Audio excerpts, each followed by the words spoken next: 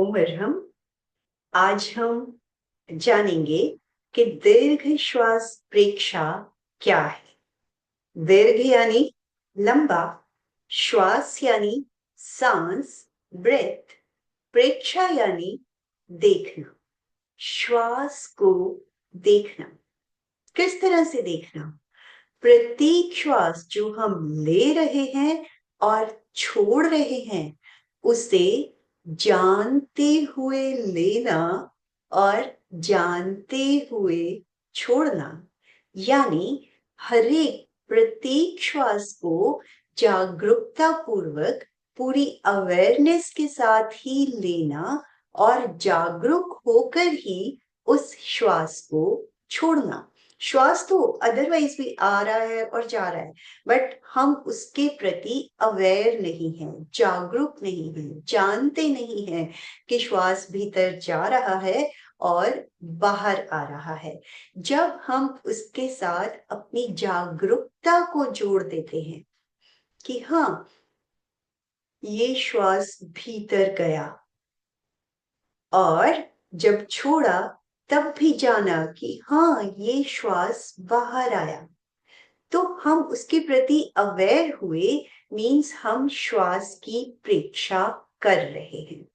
अब दीर्घ श्वास प्रेक्षा में क्या करना है? दीर्घ यानी धीरे धीरे लंबा श्वास लेना है। किस तरह से? मान लो हमने उसके साथ काउंटिंग जोड़ दी, यानी 5 की गिनती तक श्वास लिया, 1 2 3 4 5। 5 की गिनती तक ही धीरे धीरे श्वास को छोड़ा, 1 2 3 4 5। तो हमने जाना कि मैंने 5 की गिनती तक धीरे धीरे लिया है और 5 की गिनती तक ही धीरे धीरे छोड़ा है। तो इस तरह पहली बार श्वास को, मीन्स जो पहला श्वास लेने और छोड़ने में हमने जितना समय लगाया, प्रत्येक श्वास को, उसके बाद जितने भी हम सांस ले रहे हैं सभी सांसों में समय सेम रहे। 5 की गिनती तक ही लें और 5 की गिनती तक ही श्वास को छोड़ने का समय लगाएं। तो इस तरह वो समताल लयबद्ध श्वास हो जाता है, यानी रिदमिक ब्रीदिंग। और हमारे मस्तिष्क में एक रेस्पिरेटरी सेंटर होता है जो इस रिदम को, एक रेगुलर प्रैक्टिस के बाद हमारा मस्तिष्क इस रिदम को परमानेंटली पकड़ लेता है। और फिर चाहे हम अवेयर हो या ना हो, हमारा ऑटोमेटिकली इसी रिदम में श्वास चलता चला जाता है। और ये भी जरूरी नहीं है कि हमने अपनी रिदम 5 और 5 की ही सेट करनी है। हम 5 की गिनती तक ले, 7 की गिनती तक छोड़े, 5 की गिनती तक ले, 10 की गिनती तक भी श्वास को छोड़े, 4 की गिनती तक ले, 8 की गिनती तक छोड़े। तो अपनी कैपेसिटी के अनुसार हम उस रिदम को सेट कर सकते हैं। लेकिन जितना समय पहली बार श्वास को लेने और छोड़ने में लगाया, प्रत्येक श्वास को लेने और छोड़ने में उतना ही समय लगाना है। द इजीएस्ट वे इज 5 की गिनती तक लिया और 5 की गिनती तक छोड़ा। तो इस तरह रेगुलर बेसिस पर प्रैक्टिस करते चले जाते हैं तो वो हमारा दीर्घ श्वास होता चला जाता है। इनफैक्ट अगर देखा भी जाए तो नॉर्मल, अगर हम मेडिकल साइंस के हिसाब से भी देखें, 1 मिनट में 14 से 16 श्वास आते हैं।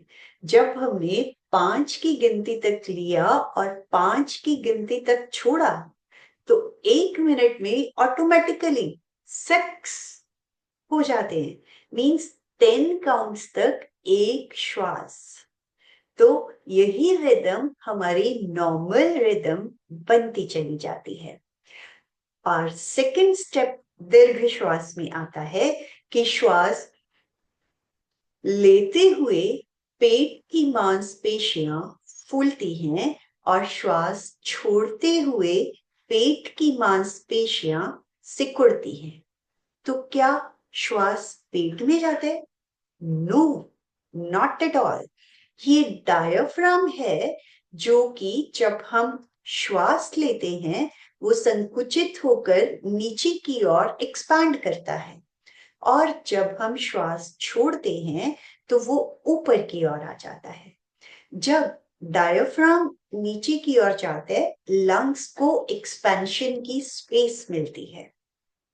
तो इनफैक्ट डायफ्राम चेस्ट कैविटी और एब्डोमिनल कैविटी को अलग करता है और इसी को डायफ्रामिक ब्रीदिंग या फिर एब्डोमिनल ब्रीदिंग भी कहा जाता है। तो श्वास लेते हुए पेट की मांसपेशियां फूलती हैं, एक्सपैंड द बेली मसल्स, और जब श्वास को छोड़ते हैं, contract the belly muscles. In fact जो लय है, रिदम है, वो बनी रहे कॉन्ट्रैक्शन एंड एक्सपेंशन के समय पर। तो लयबद्ध समताल श्वास के साथ ही पेट की मांसपेशियां फूलती हैं और छोड़ते हुए पेट की मांसपेशियों के संकुचन का अनुभव ही देखना है, प्रेक्षा है।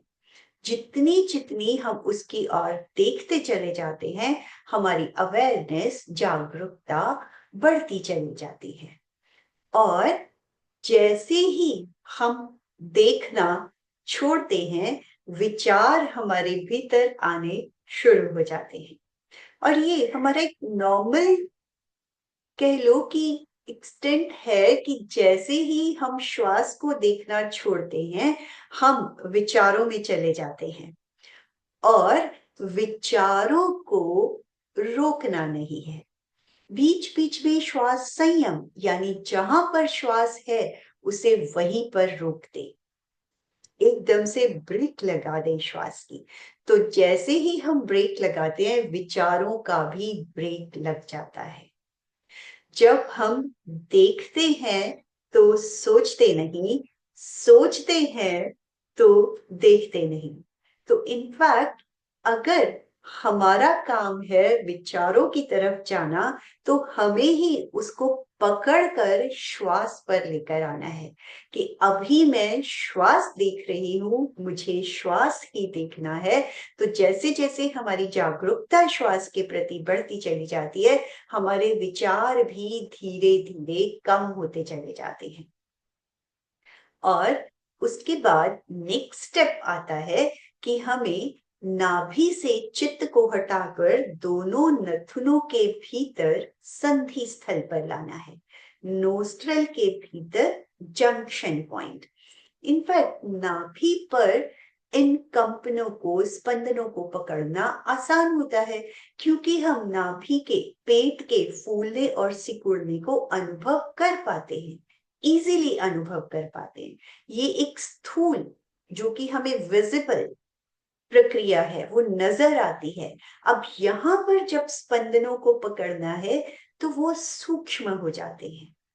तो इसलिए पहले नाभि पर ही स्पंदन, प्रकंपन, कंपनों को देखने के लिए कहा जाता है। उसके बाद नोस्ट्रेल के भीतर संधि स्थल पर।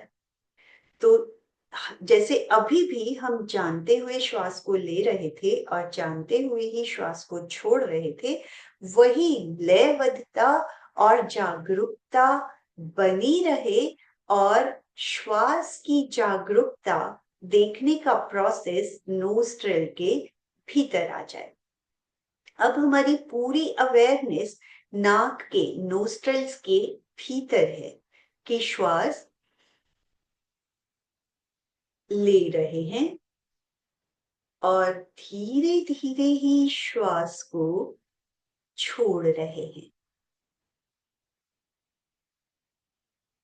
अपने चित्त को नोस्ट्रल्स के बाहर एक तरह से एक चौकीदार की तरह बिठा दे कि कोई भी श्वास मेरी मर्जी के बिना ना तो भीतर जाए और ना ही बाहर आए। हर तरह से, पूरी तरह से श्वास को हमने जानते हुए ही लेना है और जानते हुए ही धीरे धीरे छोड़ना है। जब हम पूरी तरह से जागरूक होते हैं, अवेयर होते हैं, तो हमें श्वास के प्रेशर का पता लगता है, श्वास की गति का पता लगता है कि और श्वास की गर्माहट, ठंडक का पता लगता है। तो अवेयरनेस को इस तरह से जब हम जोड़ते चले जाते हैं, तो वो हमें हर तरह से श्वास की हर एक्टिविटी का अनुभव हमें होता चला जाता है। और इसका अल्टीमेटली पर्पस क्या है? निर्विचारता। जितना जितना हम श्वास को जानते हुए लेते हैं, उतना ही हमारे विचार भी कम होते चले जाते हैं। एक्चुअली तो हम हर वक्त विचारों में ही ऑक्यूपाइड रहते हैं, जिससे कि हर तरह की शारीरिक, मानसिक, भावनात्मक प्रॉब्लम्स भी आती हैं। तो जब हम श्वास के प्रति जागरूक हैं, विचार कम होने शुरू होते हैं, तो हम ऑटोमेटिकली हर तरह के रोगों से भी दूर होते चले जाते हैं और धीरे धीरे स्पिरिचुअलिटी की ओर भी बढ़ते चले जाते हैं।